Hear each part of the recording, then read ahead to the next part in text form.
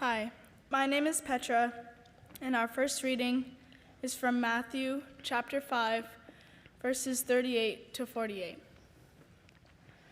You have heard that it was said, an eye for an eye and a tooth for a tooth.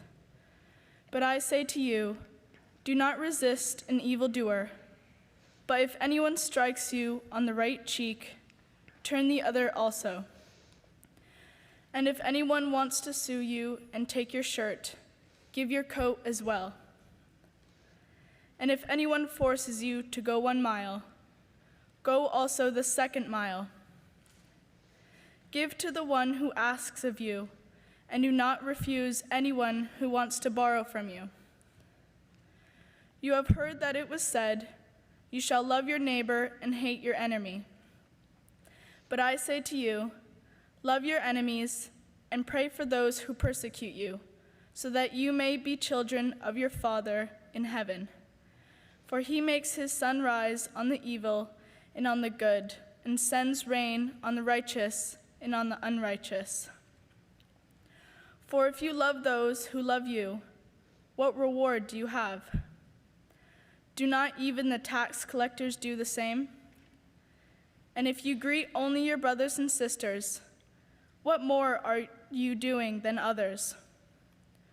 Do not even the Gentiles do the same? Be perfect, therefore, as your heavenly Father is perfect. Our second reading is from Matthew 5:9.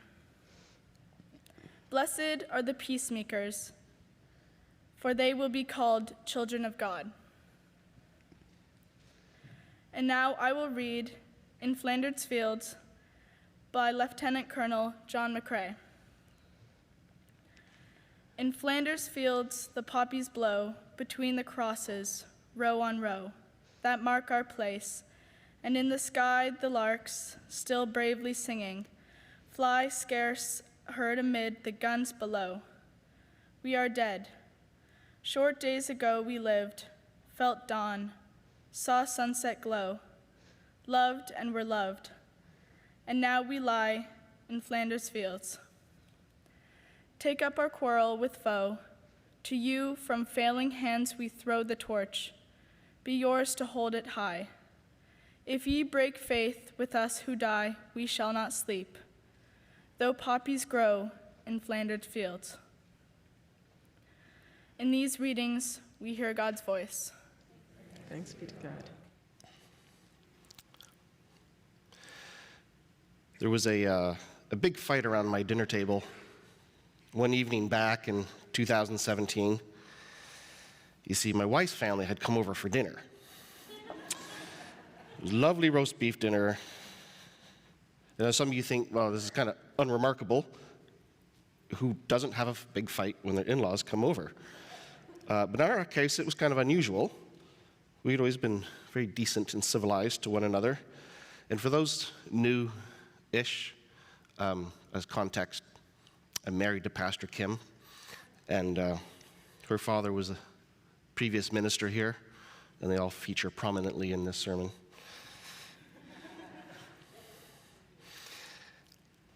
At any rate, we usually steer away from contentious topics. We like to keep things safe, but real.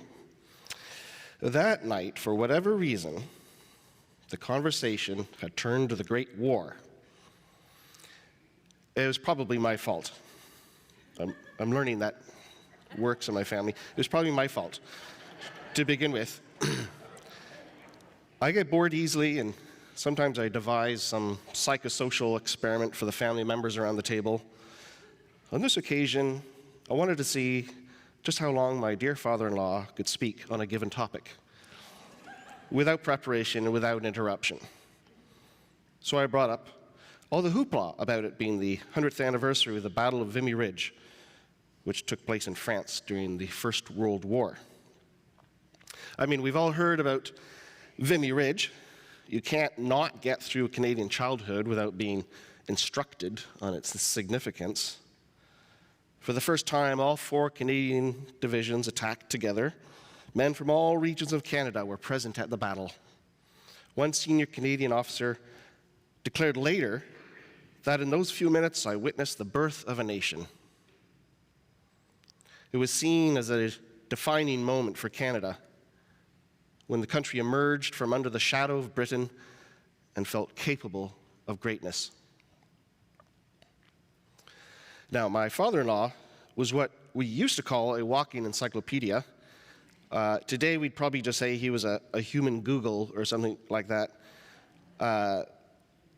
And there's so much material. There's the unassuming yet ingenious General Currie, Canadian General Currie, totally underestimated by the snotty British generals. All the failed attempts by the vaunted French army to take Vimy Ridge back from the Germans. The meticulous planning and constant rehearsal. How even the lowliest private was carefully informed of his unique role in the grand scheme of things. It really did make one very proud to be Canadian. I couldn't help it, but I kind of snapped. You see, although our families share a lot in common, they had very different wars. And by that, I'm talking about our grandfathers.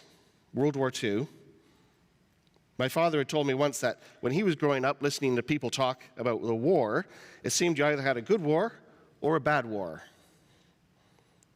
In other words, some ended the war kind of ahead, while others did not. In this kind of scheme, my wife's grandfather would have had a good war. He started as a lowly cook and ended up as the second in command of a bomber squadron somewhere safe in the middle of England. And not long after, he started working for the federal government in Ottawa, and he ended his career as Deputy Minister of Customs and Excise. I knew him for a short time before he passed, and he was a lovely man, very, very talented. The war was a total game changer for the Bennett family. My grandfather, on the other hand, would have had a bad war. He was a corporal in the British Army, but then he accepted an offer to join the Air Force as a sergeant. This meant more money for his wife and daughter, another one on the way. But he was killed. He was killed in 1942. He was one of two crewmen flying over North Africa and Tunisia in a Blenheim bomber. It was a very slow airplane designed sometime in the 20s or the 30s. It was obsolete by then, but you go to war with the equipment you have, not the equipment you want. And for some reason that day, there were no fighter planes available to escort my grandfather and his comrades to their target, a German airfield. And it wasn't long before German fighter planes swooped down upon them, and in a desperate attempt to avoid these aircraft, my grandfather's Blenheim collided with another Blenheim in midair, and they both crashed to the ground and everyone died.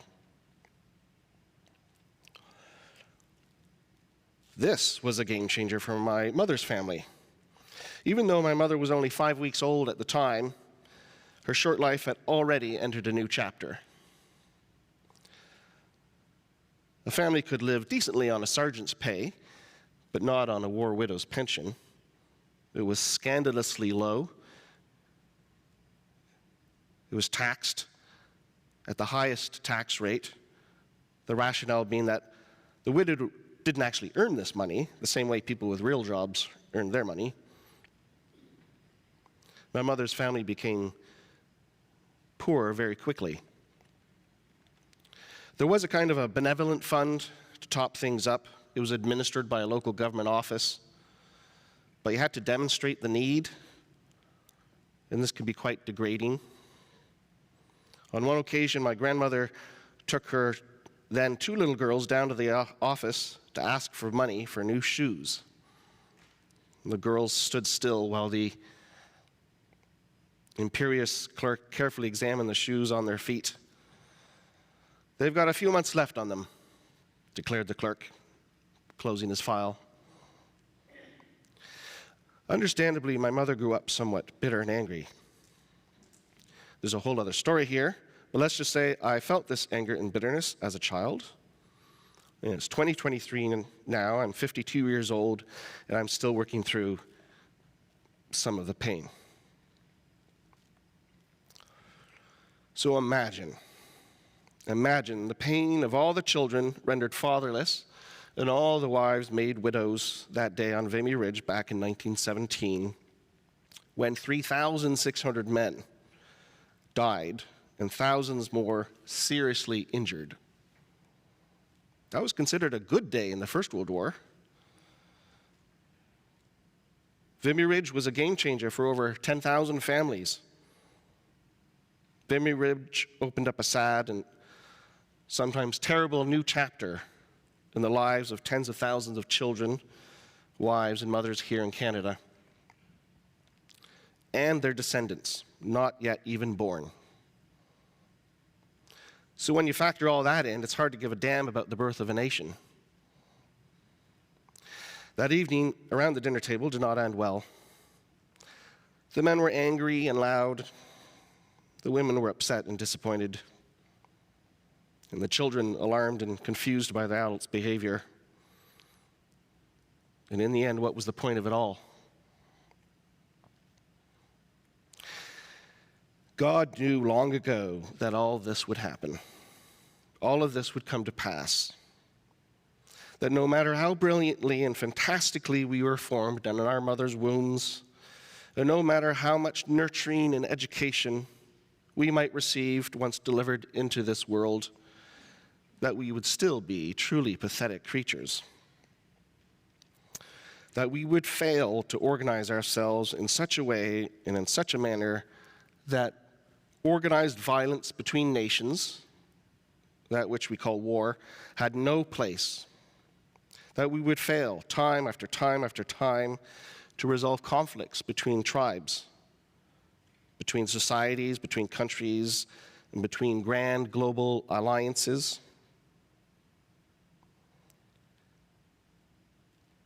We would fail to resolve the conflict without resorting to war. I mean, look at us. Mother Earth is heating up fast. We all know, everybody on this globe knows that something needs to be done, that this world requires unity more than ever. And yet we're still witnessing horrendous acts of violence between nations, the kind of barbarous stuff you'd read about in the Old Testament, and the response. You lose one eye, take out that guy's two eyes. The cycle of violence, how it just swirls.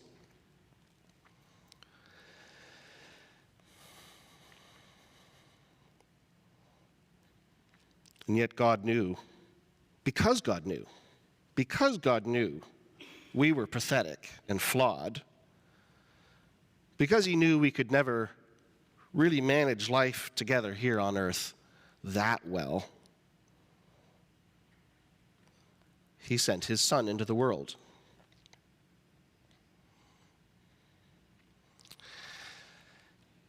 And for that, we are truly blessed.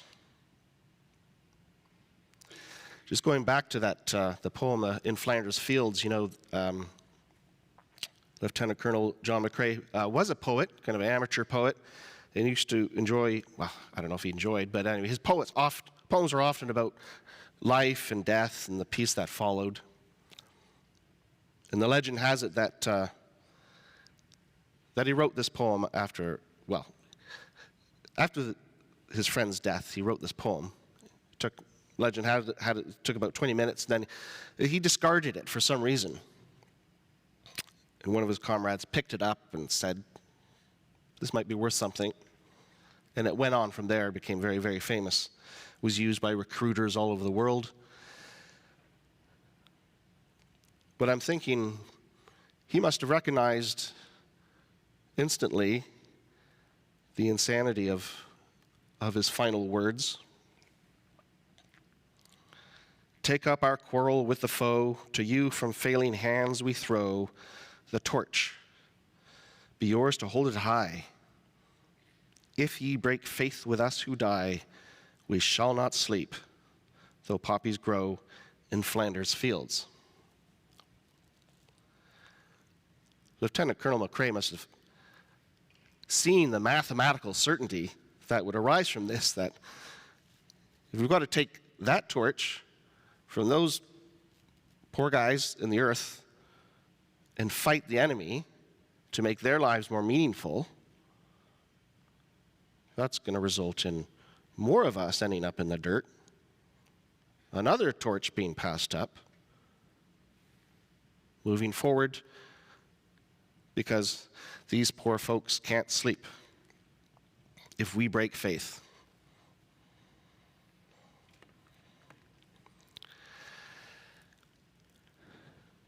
The answer that God brought is summarized somewhat poignantly in something that Dr. Martin Luther King shared a day or two before he passed, in which Pastor Kim will now share with you. On August 16th, 1967, Dr. King addressed the Southern Christian Leadership Conference with these words: "I am concerned about a better world. I am concerned about justice. I am concerned about brotherhood. I am concerned about truth. And when one is concerned about that, he can never advocate violence. For through violence, you may murder a murderer, but you can't murder murder. Through violence, you may murder a liar, but you can't establish truth. Through violence, you may murder a hater, but you can't murder hate through violence. Darkness cannot put out darkness. Only light can do that. And I say to you, I have also decided to stick with love. For I know that love is ultimately the only answer to mankind's problems. And I'm going to talk about it everywhere I go. I know it isn't popular to talk about it in some circles today, and I'm not talking about emotional bosh when I talk about love. I'm talking about a strong, demanding love. For I have seen too much hate, and hate is too great a burden to bear. I have decided to love." That is the torch. That is the torch passed up from those freshly dug graves. Those souls who had seen the light, the true light, the blinding light of the Lord our God. And they're passing it back to us saying, stop the madness. We've seen the light.